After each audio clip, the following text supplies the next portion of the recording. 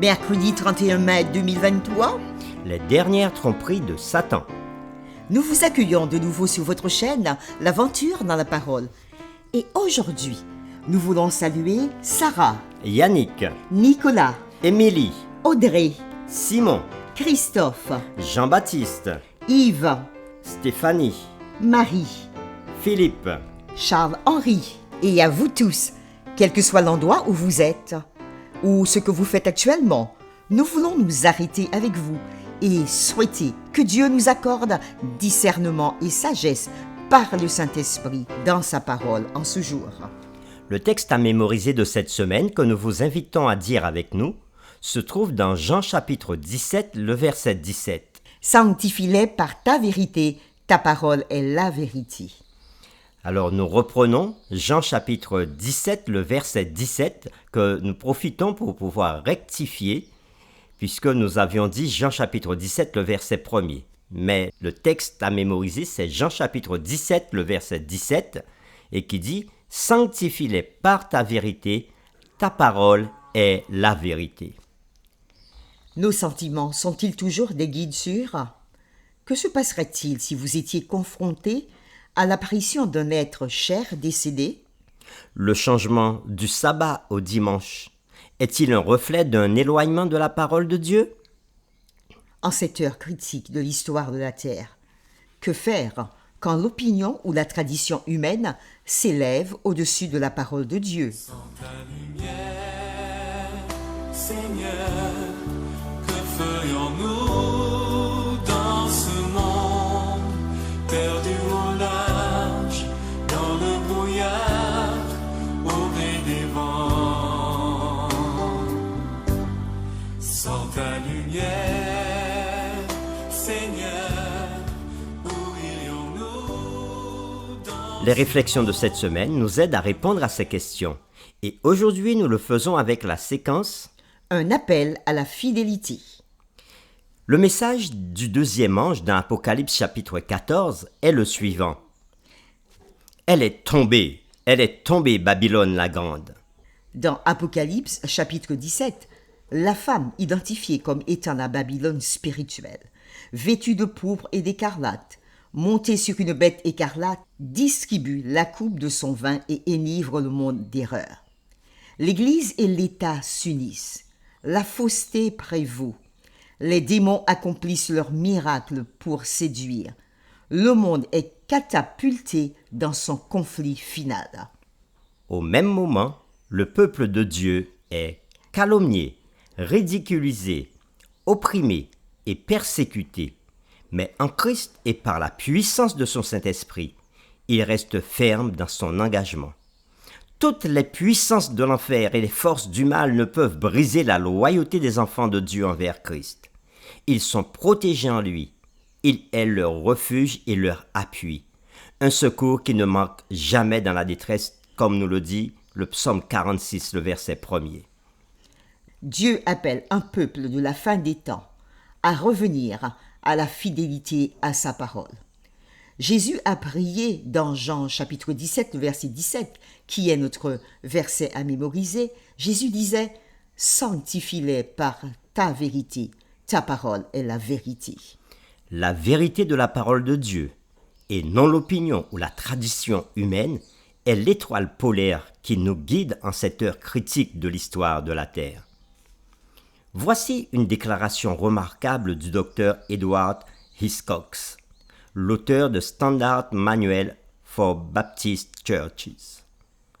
En 1893, il s'est adressé à un groupe de centaines de pasteurs baptistes et les a choqués en expliquant comment le dimanche est entré dans l'Église chrétienne. Il disait « Quel dommage que le dimanche soit marqué de l'empreinte du paganisme et baptisé du nom du soleil, puis adopté et sanctionné par l'apostasie papale et légué comme un héritage sacré au protestantisme. » Lisons maintenant Ézéchiel chapitre 20, les versets 1 à 20. Et nous répondrons à la question suivante. Quel est l'essentiel du message d'Ézéchiel ici et comment le sabbat s'inscrit-il dans cet appel à la fidélité? Nous lisons. La 7e année, le 10e jour du 5e mois. Quelques-uns des anciens d'Israël vinrent pour consulter l'Éternel et s'assirent devant moi. Et la parole de l'Éternel me fut adressée en ces mots. Fils de l'homme, parle aux anciens d'Israël et dis-leur, ainsi parle le Seigneur l'Éternel. Est-ce pour me consulter que vous êtes venus? Je suis vivant. Je ne me laisserai pas consulter par vous, dit le Seigneur l'Éternel. Veux-tu les juger? Veux-tu les juger, fils de l'homme? Fais-leur connaître les abominations de leur père. Tu leur diras, ainsi parle le Seigneur l'Éternel. Le jour où j'ai choisi Israël, j'ai levé ma main vers la postérité de la maison de Jacob, et je me suis fait connaître à eux dans le pays d'Égypte.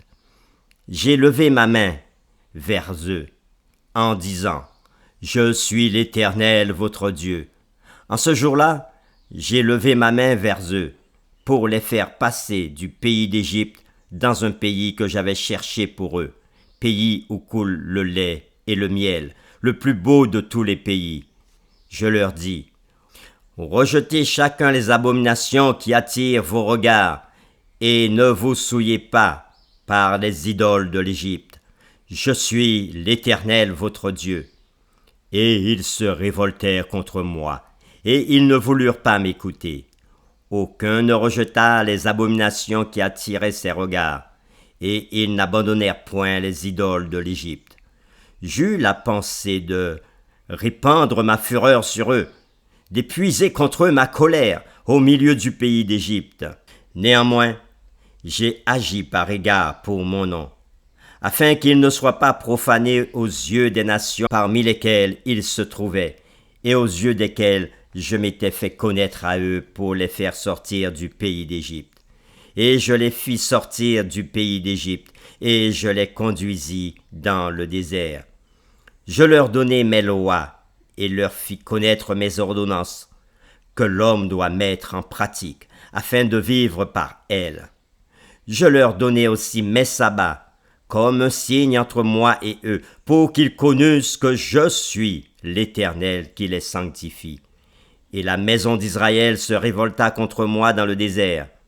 Ils ne suivirent point mes lois, et ils rejetèrent mes ordonnances, que l'homme doit mettre en pratique, afin de vivre par elles.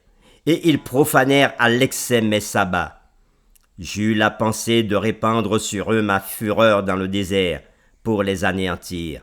Néanmoins, j'ai agi par égard pour mon nom, afin qu'ils ne soient pas profanés aux yeux des nations en présence desquelles je les ai fait sortir d'Égypte. Dans le désert, je levai ma main vers eux, pour ne pas les conduire dans le pays que je leur avais destiné, pays où coule le lait et le miel, le plus beau de tous les pays. Et cela parce qu'ils rejetèrent mes ordonnances et ne suivirent point mes lois, et parce qu'ils profanèrent mes sabbats, car leur cœur ne s'éloigna pas de leurs idoles. Mais j'eus pour eux un regard de pitié, et je ne les détruisis pas, je ne les exterminai pas dans le désert. Je dis à leurs fils dans le désert, ne suivez pas les préceptes de vos pères, n'observez pas leurs coutumes, et ne vous souillez pas par leurs idoles. Je suis l'Éternel votre Dieu. Suivez mes préceptes, observez mes ordonnances et mettez-les en pratique. Sanctifiez mes sabbats et qu'ils soient entre moi et vous un signe auquel on connaisse que je suis l'Éternel, votre Dieu. Après lecture de Ézéchiel, chapitre 20, les versets 1 à 20, nous répondons maintenant à cette question. Quel est l'essentiel du message d'Ézéchiel ici? Et comment le sabbat s'inscrit-il dans cet appel à la fidélité? Ézéchiel chapitre 20 est un appel pressant pour qu'Israël abandonne les pratiques païennes et adore le Créateur au lieu des faux dieux, en l'occurrence les idoles d'Égypte. Et Dieu appelle son peuple particulièrement, non seulement à abandonner les idoles d'Égypte, mais aussi à observer le sabbat et à mettre en pratique, parce que Dieu dit que c'est un signe entre lui et le peuple qu'il a choisi. Donc, le texte d'Ézéchiel montre fort bien que pour Dieu, le sabbat est un signe entre lui et son peuple. Dans le message des 3 anges de la fin des temps, Dieu lance aussi un appel à adorer le Créateur. Car, dit-il, au travers de ces anges, Babylone est tombée. Et comme nous le savons, le sabbat et la fidélité à celui-ci joueront un rôle important dans les événements des derniers jours. Pour terminer, lisons le texte de 1 Corinthiens chapitre 10, le verset 11.